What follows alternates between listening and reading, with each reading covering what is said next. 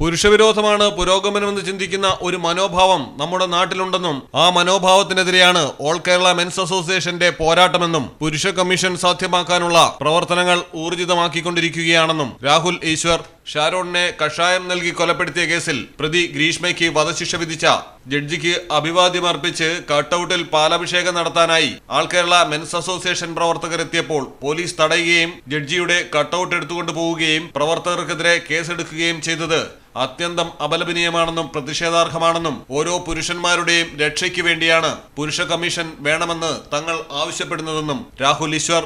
ഒരു ജഡ്ജിയുടെ കട്ടൌട്ടിൽ പാലഭിഷേകം നടത്താൻ വന്നപ്പോ ഒരു ജഡ്ജിയുടെ പാലും കൊണ്ടുപോയി, പോലീസുകാർ പാലും കൊണ്ടുപോയി, കട്ടൌട്ടും കൊണ്ടുപോയി.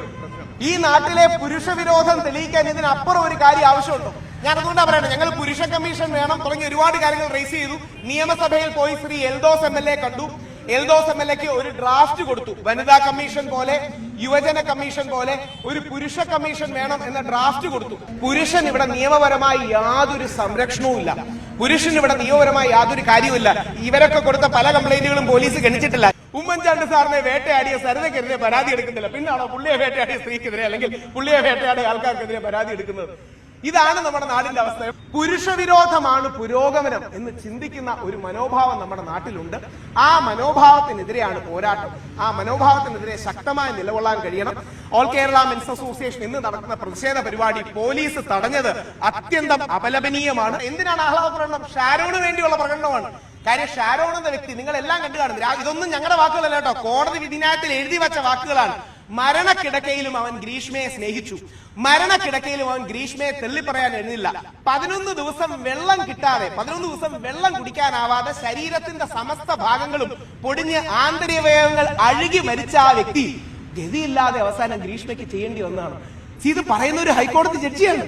അതായത് അവന്, ഞാൻ പേപ്പർ വായിച്ചതും ഇതിൽ വായിച്ചതാണ്, 11 ദിവസം വെള്ളം കുടിക്കാൻ കഴിയാതെ മരിച്ചൊരു വ്യക്തിയെ അവസാനം അവൾ കോർണർ ചെയ്യപ്പെട്ടു പോയത് കൊണ്ട് ചെയ്തതാണെന്ന് പറയാൻ കഴിയുന്ന രീതിയിൽ പുരുഷന്റെ ജീവിതത്തിന്, നമ്മുടെ എല്ലാവരുടെയും ജീവിതത്തിന് ജീവൻ അത്ര വിലയേ ഉള്ളൂ എന്നൊരു തിരിച്ചറിവ് നമുക്ക് വേണം. നമ്മുടെ അച്ഛന്, സഹോദരന്, മകന്, സുഹൃത്തിന് വേണ്ടി MLA എൽദോസ് കുന്നപ്പള്ളിക്ക് ഇന്നലെ സമർപ്പിച്ചിരുന്നു.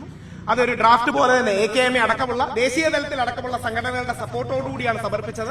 നമ്മൾ അടക്കമുള്ള വ്യത്യസ്ത അഡ്വക്കേറ്റ്സിനോട് സംസാരിച്ചു, സുപ്രീം കോടതിയിലെ അഡ്വക്കേറ്റോട് സംസാരിച്ചു. അങ്ങനെ യുവജന കമ്മീഷന്റെ മോഡലിൽ, വനിതാ കമ്മീഷന്റെ മോഡലിൽ ഒരു കാര്യം ചെയ്തെടുക്കാനാണ് നമ്മൾ ഉദ്ദേശിക്കുന്നത്. അതിന്റെ ഭാഗമായി ആ ഒരു ഡ്രാഫ്റ്റ് സമർപ്പിച്ചിട്ടുണ്ട്.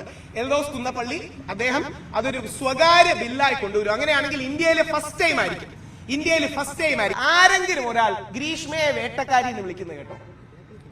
അതെന്താ? ഗ്രീഷ്മ വേട്ടക്കാരിയല്ലേ? ആരെങ്കിലും ഒരാൾ ഷാരൺ ഇരയാണെന്ന് നിങ്ങൾ പറയണ കേട്ടോ. അതെന്താ? ഈ ഇര എന്ന വാക്ക് എന്നും സ്ത്രീക്കും, വേട്ടക്കാരൻ എന്ന വാക്ക് എന്നും പുരുഷനും വേണ്ടി എന്താ റിസർവ് ചെയ്ത് കൊടുത്തിരിക്കുന്നതാണോ? അല്ല. അപ്പോ യഥാർത്ഥത്തിൽ ഷാരോൺ എന്ന ഇര, ഗ്രീഷ്മ എന്ന വേട്ടക്കാരി, ആ വേട്ടക്കാരിയെ ന്യായീകരിക്കാൻ ഹൈക്കോടതി ജഡ്ജിമാർ, പ്രമുഖ മാധ്യമ അനലിസ്റ്റുകൾ, പ്രമുഖ മാധ്യമങ്ങളിലെ പല ആൾക്കാരും, എല്ലാവരും ഒന്നും പറയുന്നില്ല, പല ആൾക്കാരും ദേശീയ മാധ്യമങ്ങളിൽ വരെ, ഞാൻ ഇന്നലെ ബർഖാത്തിന്റെ പരിപാടിക്കിരുന്നു, അവിടെയും പല ആൾക്കാരും ആ കുട്ടി എന്തുകൊണ്ടാണ് ചെയ്തതെന്ന് ഞങ്ങൾക്ക് അറിയില്ല എന്നൊക്കെ. അതായത് കൊലപാതകത്തെ പോലും ന്യായീകരിക്കുകയാണ്.